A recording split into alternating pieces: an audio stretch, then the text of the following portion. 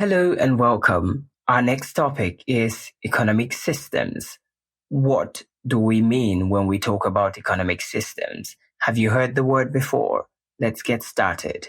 Economic systems refer to the mode of production and distribution of goods and services within which economic activities take place. In other words, it is an arrangement for managing the relative scarce resources in a particular place at a particular time. So who owns what? Who is in charge of what in an economy? That is what an economic system is all about. So let's talk about the types of economic system. We have capitalism or free market economy. We have socialism. We have mixed economy. Let's now talk about capitalism or free market economy first. This economic system is that which the means of production are owned and controlled. Listen carefully. By private individuals. From the word capital, you're talking about private individuals. Let's briefly look at the characteristics of capitalism or free market economy. 1. Private ownership of properties. Private individuals are allowed to own properties. 2. Existence of competition. As a result of this, we have competition existing in the society. Maximization of profits. Of course, when individuals are allowed to produce, they are looking for profit. That means you maximize profit. Number 4, production and consumption are regulated by price system. The price system gets to regulate the production and consumption of goods and services. Exercise of individual initiative. That's number 5. And number 6 as the last, freedom of choice. So as a result of many goods and services being available in the market, you're free to choose which you want to buy. Let's look at the advantages of this economic system. We have it encourages hard work. It encourages people to put in so much effort because they want to make profit. It leads to specialization. Number 3, it hastens economic development. Number 4, provision of alternative choice. Number 5, it promotes different forms of production. These are things that even without the help of a guide, you can explain on your own. Encourages hard work, I mentioned that. Number 2, it leads to specialization. Now, because these people want to make more money, more profit, they get to look at, okay, this is where I perform better. So this is where my resources can be channeled to, and I'm going to make more profit. Number 3, it hastens economic development.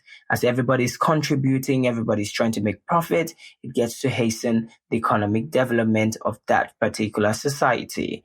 Number 4, provision of alternative choice. It helps to provide alternative choices to consumers because this person is producing this, another person is producing that. It gets to help to provide alternatives for people. Number 5, it promotes different forms of production. People produce in whichever way they want to produce because they have what they want to produce and for whom they want to produce and however it is they want to send it out. That is one of the advantages. Let's quickly look at the disadvantages of this system or this economic system. Number 1, it creates monopoly. That means certain goods and services sometimes could be provided by just a certain class of persons or maybe a certain set of producers. Number 2, it leads to economic inequality. You hear that thing where they say the rich keeps getting richer and the poor keeps getting poorer. There is that gap between the rich and the poor. Number 3, it leads to economic exploitation.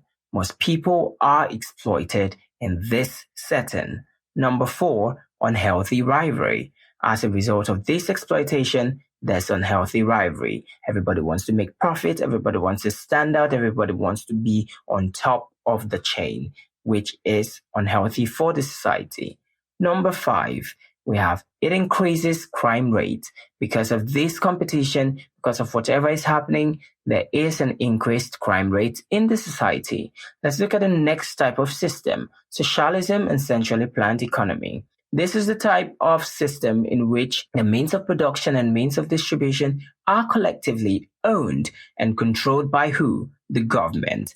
Now, in the capitalist, it was controlled by the private individuals. But now in the socialist system, it is controlled by the government. Now, for example, we have countries like North Korea, Cuba, and India. So now a centrally planned economy is one in which there is a public ownership of the means of production and in which the decisions as to what to produce, how to produce, and for whom to produce are made by the government. Now let's look at the characteristics of socialism. It's just like the opposite of capitalism.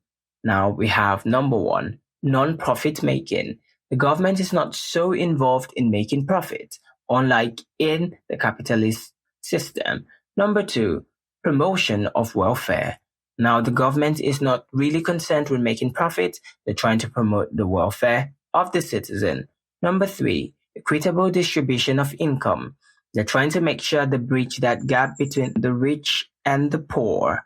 Now we have non-price competition. Since it's the government that's providing the goods and services, there is no competition when it comes to prices. No, the government decides which price is it that they want these goods and services to be distributed at. And the last on this list is absence of economic rivalry. Nobody is competing with anybody. There's no rivalry. It's just a safe space for everybody to exist. Let's talk about the advantages of this very economic system. Number one, absence of exploitation. You know that nobody is really competing. They're not trying to exploit anybody in order to be on top of that chain. Number two, choice of production. The government gets to choose what to produce. You have different choices. They make the choice of production. Number three, employment opportunities. With the government, they're going to produce at a larger scale, and there will be employment opportunities. Number four, provision of more goods. The next is equitable distribution of income. Remember, I had said something about this before. The government is going to help to make sure the income is distributed evenly. We're not going to have that much gap between the rich and the poor. We're going to try to bridge the gap between the rich and the poor, so the rich does not keep getting richer and the poor does not keep getting poorer. Let's look at the disadvantages of this type of economic system. Number one, absence of alternative choice. The government, whatever it is, they say, this is what we're producing, that's what they're giving to you. You do not have that choice to be choosing because they're not producing so much. There's no competition here. Nobody's producing this. Nobody's producing that. Just the government saying this is what we're producing. Yes, you go with that. They are the boss. Number two, it reduces individual initiative because the government decides what to produce, for whom to produce, and then how to produce. Now, there's no individual initiative because people are not producing whatever it is they feel like they should produce. Number three, it creates room for laziness because, okay, this is just what we're producing. This is what we're doing. Some people become lazy. They're not so involved in the production process. Number four, lack of specialization. People do not specialize in the things that they are really good at because of this very system. Number five, as the last, absence of creativity and innovation.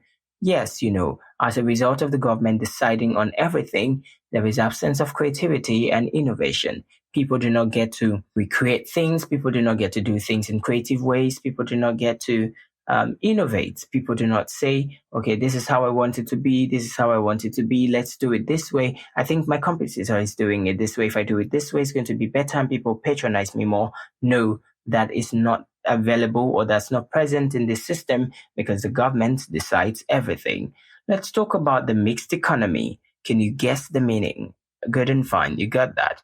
Mixed economy can be defined as a type of economic system in which both the private and public ownership of means of production and distribution exist together in a country. Now, for example, we have countries who practice this kind of system. We have Nigeria, we have France, and we have Mexico. Or if I want to sound like a real Mexican, I could say Mexico.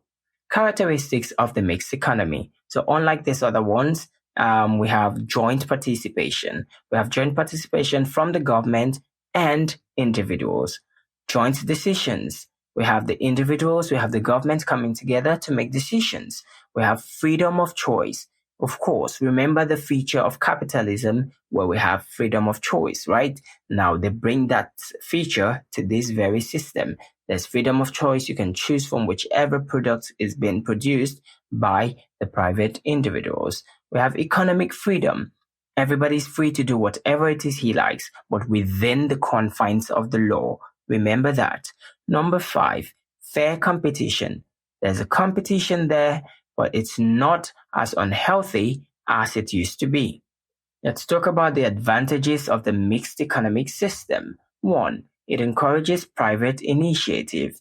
Remember, unlike the socialist or the social system, there was no private initiative, but in the capital system, there was private initiative. So you bring in these two economies together, it gets to encourage private initiative.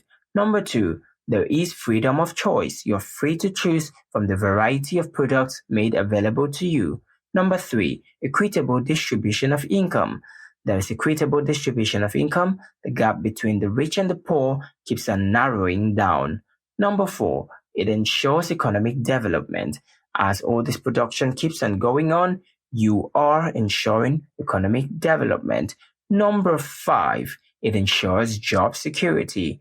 If you cannot work for the private people, you can work for the government. And you know that, yes, your job is there, it's secure, and it's safe. But right now in this economy, is any job really safe? I leave you to ponder on that. Let's look at the last thing on this very list, the disadvantages of this type.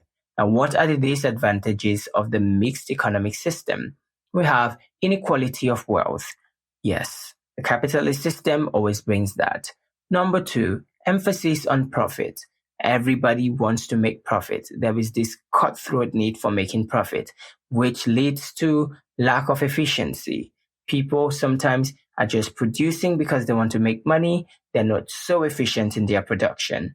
Number 4, corruption. Lack of efficiency. That was number 3. I know you did not really observe the transition there.